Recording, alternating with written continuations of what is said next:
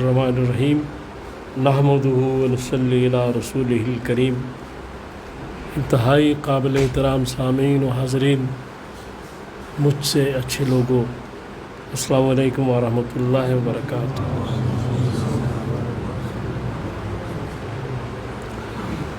पिछली दफ़ा मैंने गुजारिश की थी कि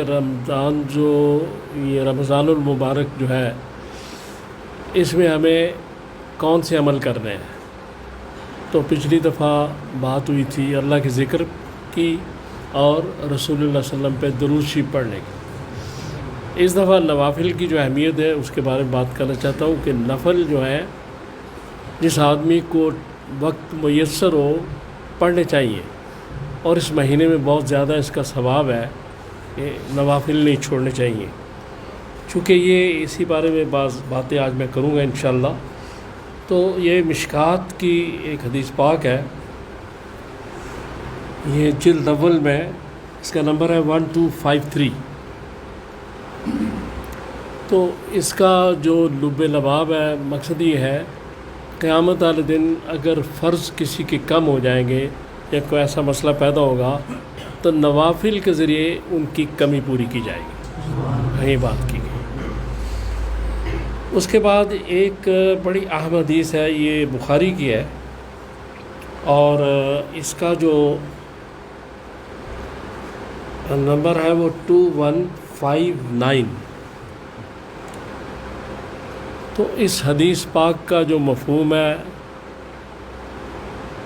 जो इसका आउटकम है, वो ये है कि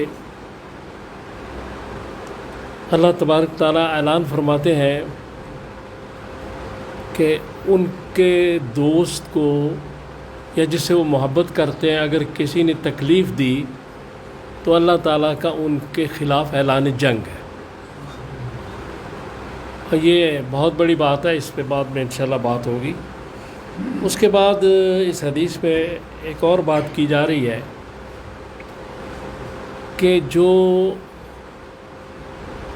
फ़र्ज़ नमाज है वो तो पढ़नी पड़ती है, जो फ़र्ज़ नहीं पड़ेगा उसके नवाफिल ही नहीं होंगे। उसकी बड़ी अहमियत है।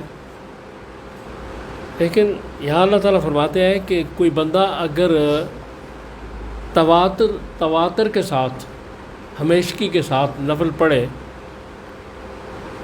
और वो क़ुर्बत इलाही तलाश करे तो फिर मैं उसको अपना दोस्त बना लेता हूँ, अपना महबूब बना लेता हूँ। और उसके बाद फिर कहा गया कि फिर मैं उसकी आँख हो जाता हूँ देखने के लिए, उसके कान हो जाता हूँ सुनने के लिए, उसके हाथ हो जाता हूँ पकड़ने के लिए, और उसके पाँव चलने के लिए। इसके बाद आगे ये हदीस जो है, आगे और भी ये हदीस चल रही है, यहाँ ख़त्म नहीं होगी। आगे इसमें कहा गया है कि फिर वो बंदा अगर मुझसे कोई सवाल करता है तो मैं उसका सवाल पूरा कर देता हूँ,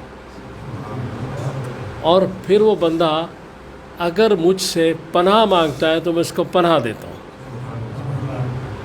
और फिर आगे फिर और ये हदीस जा रही है। आखिरी जो इसके जुमले हैं उसमें कहा गया है कि वो मेरा महबूब अगर मौत को नापसंद करता है, उसको नागवार है, तो मैं नाखुश तो होता हूँ, लेकिन मौत तो आनी है, मरना तो है, इसलिए उस मेरे महबूब बंदे को भी मौत कबूल करनी पड़ती है।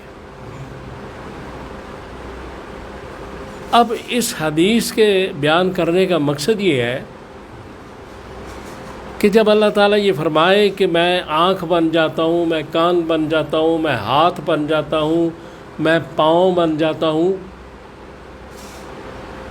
तो वो कितनी क़ुर्बत इलाही है कि अल्लाह ताला उस शख्स को अपनी रहमत आगोश में ले लेते, आगोश रहमत में ले लेते। लेकिन उसके बावजूद वो जो इंसान है उससे कोई ऐसी बात हो सकती है,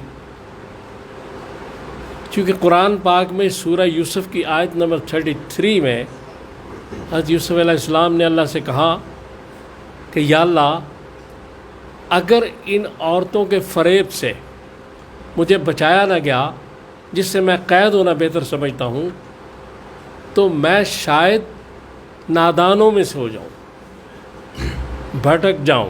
مفہوم اس کا یہ ہے۔ تو عصمت نبوت کی گواہی تو اللہ تعالیٰ دیتا ہے، اس کے باوجود نبی علیہ السلام اللہ تعالیٰ سے یہ مدد مانگ رہے ہیں کہ اس کے باوجود بھی مجھ سے کوئی ایسا کام نہ ہو جائے، ایسے حالات پیدا ہو رہے ہیں۔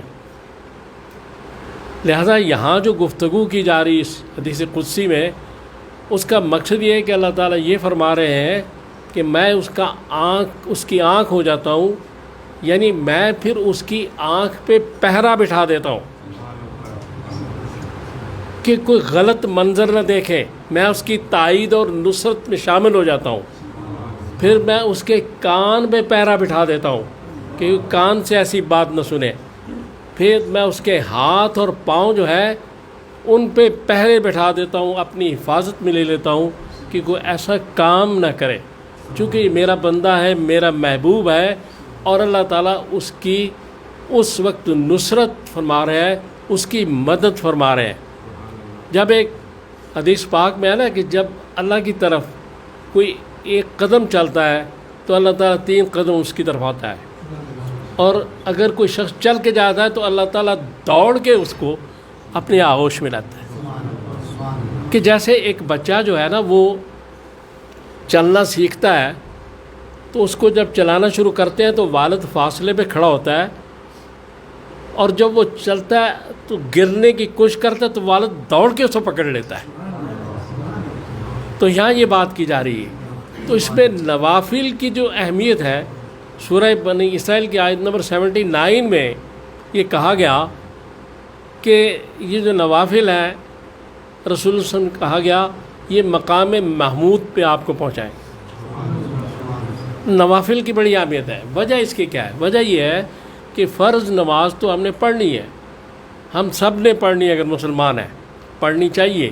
جو نہیں پڑھتا یا چھوڑ دیتا ہے، پھر حضور میں کافر اور اس مسلمان کے درمیان فرق نماز ہے۔